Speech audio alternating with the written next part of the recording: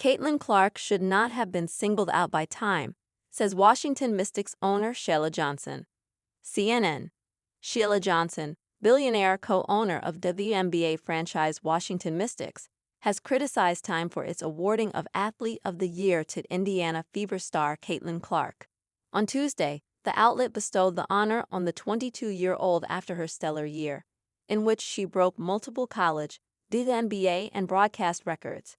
However, in an interview with CNN Sport, the co-founder of Black entertainment television BT suggested that the media should do a better job of promoting all the league's players, rather than focusing on Clark's exploits.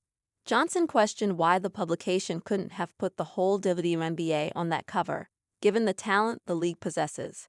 When you just keep singling out one player, it creates hard feelings, added Johnson, co-owner of 3 Washington sports franchises: the NHL's Capitals, the NBA's Wizards, and the WNBA's Mystics. This year, something clicked with the WNBA, and it's because of the draft of players that came in. It's not just Caitlin Clark, it's Angel Reese as well. We have so much talent out there. In her debut season with the Indiana Fever, Clark took home the Rookie of the Year award and was named to the All-WNBA First Team, the first rookie to do so since 2008. Her maiden season has also coincided with an unprecedented increase in coverage of the league, with viewership numbers consistently broken. The league's overall attendance increased by 48% year-on-year to its highest level in over 20 years. This phenomenon has been coined the Caitlin Clark effect. A side effect of Clark's success has been an increase in commercial deals, which Johnson says may create ill will among Clark's counterparts. Notably, Clark reportedly agreed to an 8-year deal with Nike worth $28 million that includes a signature shoe.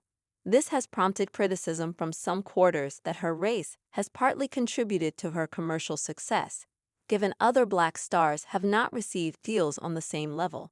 They would like to get the same kind of recognition. It all started with the whole Nike sponsorship that Caitlin got, Johnson, America's first Black woman billionaire, said. There are other players saying, "What about us?" On-court rivalry. Throughout her college and WNBA career, Clark has been pitted on an on-court rivalry with fellow star Reese. While the rivalry has helped grow the game, it has also triggered discourse about race in the U.S. In September, WNBA Commissioner Kathy Engelbert compared their rivalry to that of Magic Johnson and Larry Bird's in the late 1970s and 1980s. That was an era which came to define the NBA for a period.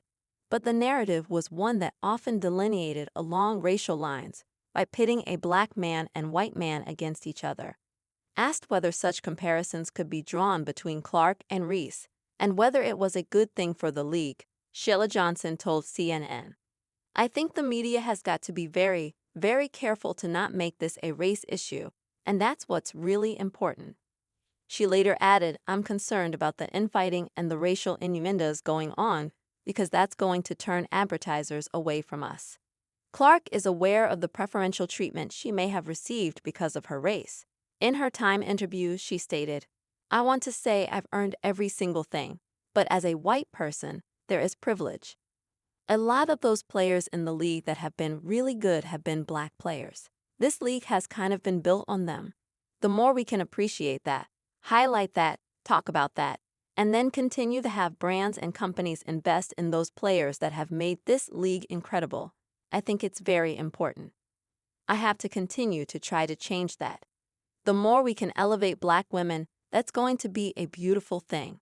Sheila Johnson said Clark should not have felt the need to approach the topic, but I applaud her for saying it.